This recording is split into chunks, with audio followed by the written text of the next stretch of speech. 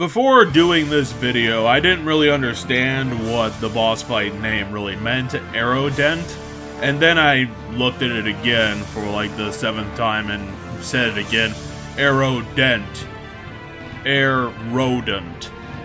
It's playing on the fact that we're dealing with a ghost mouse, or at least one that enjoys aeronautics.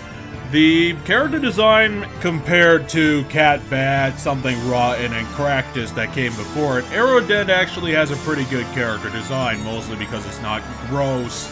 it's not completely over the top, and most importantly, the character design isn't off-putting, and the gameplay itself is actually pretty solid. The gimmick of this fight is that Aerodent, being a ghost mouse, is using a giant teddy bear as a shield. He airs up the teddy bear throughout the fight with his breath, obviously, because the teddy bear is also a balloon,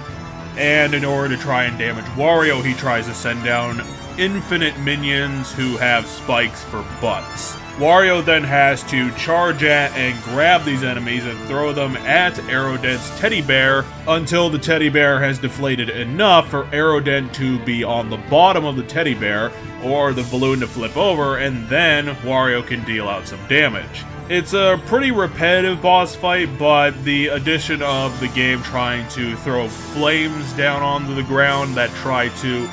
give Wario the burn effect, and he has to run around for a few seconds to prolong things a little bit. Again, it's not as egregious as what Cractus does, but at least it's a decent enough upgrade in the damage that doesn't incredibly screw up the player. You'll get a handle on it pretty quickly, and Aerodent is actually a pretty slow enemy, so you'll get most of your shots. His attempts to try and ramp things up and get Wario off of his tail with his additional attacks is actually pretty good. It adds to the difficulty without breaking it in half or breaking it over the player's skull, which is something that I appreciate. And the gimmick is inventive and actually uses pretty good gameplay mechanics that make this more of a highlight than other bosses, but again, it doesn't change forms, it's not super spectacular, so while it is a solid boss fight, Aerodent isn't exactly the most interesting thing in the world, and while I do appreciate that he's one of the better bosses overall, it's just another example of a Nintendo handheld not pushing the envelope enough, not doing enough with their highlighted set pieces to really justify them in the game,